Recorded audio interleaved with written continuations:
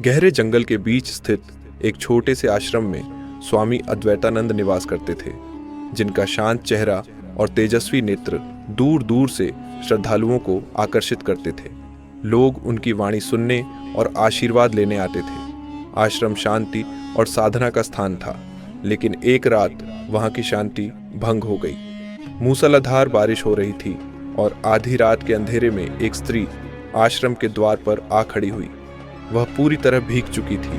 उसकी आंखें लाल और दर्द से भरी हुई थीं और उसने कांपते हाथों से दरवाजा खटखटाया। स्वामी अद्वैतानंद की भीतर से आई गंभीर आवाज में पूछा, कौन है? महिला की कांपती हुई आवाज में उत्तर आया, मैं एक विधवा हूँ, मुझे आश्रय चाहिए। स्वामी ने दरवाजा खोला और सामने एक युवा स्त्री मिली, जिसकी आंखों में गहरा भय और रहस्य छिपा था। स्वामी ने उसे अंदर बुलाया, तौलिया देते हुए पूछा, तुम्हारा नाम क्या है? उसने धीरे से कहा, सुहानी। सुहानी एक बड़े जमींदार की विधवा का जीवन संघर्ष और पीड़ा से भरा था। उसने बताया कि उसके पति की मृत्यु एक हादसा नहीं बल्कि साजिश थी, क्योंकि उसके ससुराल वालों ने उसे घर से निकाल दिया था और अब वे उसे भी मारना चाहते थे। स्वामी अद्वैतानंद ने उसकी व्यथा सुनी और महसूस किया कि वह केवल एक दुखी स्त्री नहीं बल्कि एक भयभीत आत्मा है। सुहानी ने आश्रम में रहना शुरू कर दिया और साधारण सेवा कार्य, झाड़ू लगाना, भोजन बनाना आदि में जुट गई, जिससे आश्रम में नई ऊर्जा का संचार हुआ और स्वामी तथा सुहानी के बीच अनकहे स्नेह का विकास हुआ। एक दिन आश्रम के बाहर कुछ अजनबी लोग आए और सुहानी के बारे में पूछताछ करने लगे।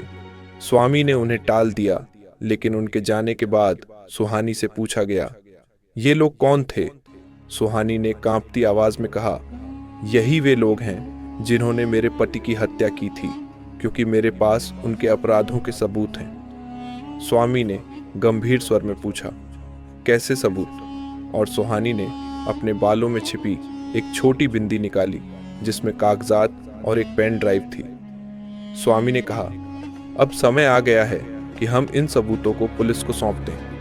पर सुहानी ने घबराते हुए कहा, वे बहुत ताकतवर हैं स्वामी जी, वे पुलिस को भी खरीद सकते हैं। स्वामी मुस्कुराते हुए बोले, सत्य की शक्ति सबसे बड़ी होती है। हमें डर के कारण चुप नहीं रहना चाहिए, क्योंकि अन्याय तभी फलता फूलता है जब लोग भयभीत होकर सत्य नहीं बोलते। अगली सुबह स्वामी और सुहानी सबूत लेकर पुलिस स्टेशन की ओर निकले, लेकिन रास्ते में उन पर हमला हो गया। दोनों ने बचने की कोशिश की, पर अपराधियों ने उन्हें चारों ओर घेर लिया। स्वामी अद्वैतानंद ने बहादुरी से सामना किया, जबकि सुहानी ने पुलिस को बुलाने की कोशिश की। अंततः पुलिस समय पर पहुंची और अपराधियों को गिरफ्तार कर लिया, पर इस संघर्ष में स्वामी गंभीर रूप से घायल हो गए। सुहानी ने रोते हुए कहा, स्वामी जी, आप मुझे छोड़कर मत जाइए।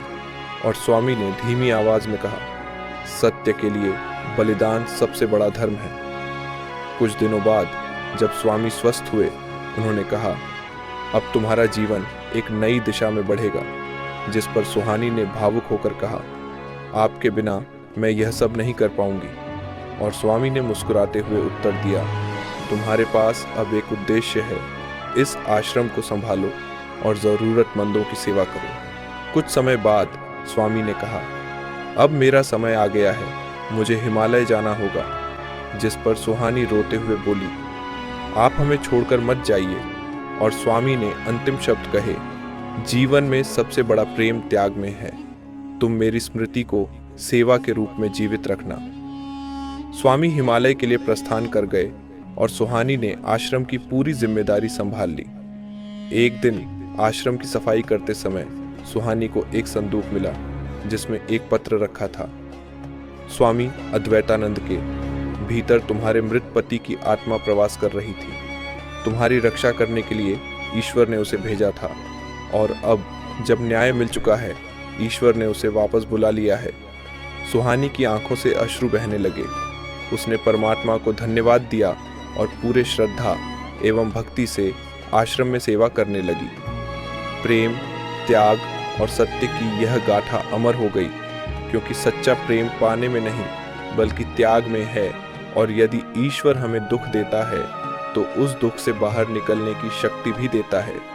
अगर आपको यह कहानी पसंद आई हो तो वीडियो को लाइक करें, शेयर करें और हमारे चैनल हाइंड सेज को सब्सक्राइब करना न भूलें। साथ ही बेल आइकन दबाएं ताकि हमारी नई कहानियों की नोटिफिकेशन आपको सबसे पहले मिले। अब कमेंट करके ज़रूर बताएं कि आपको यह कहानी कैसी लगी। अगर आपके पास भी कोई दिलचस्प, रहस्यमय या भावनात्मक कहानी है तो हमें कमेंट में लिखें। हाइंड सेज पर सबसे बेहतरीन कहानी को चुना जाएगा, उसका नाम और फोटो हमारी अगली स्टोरी में मेंशन किया जाएगा और उसे स्पॉन्सर भी दिया जाएगा।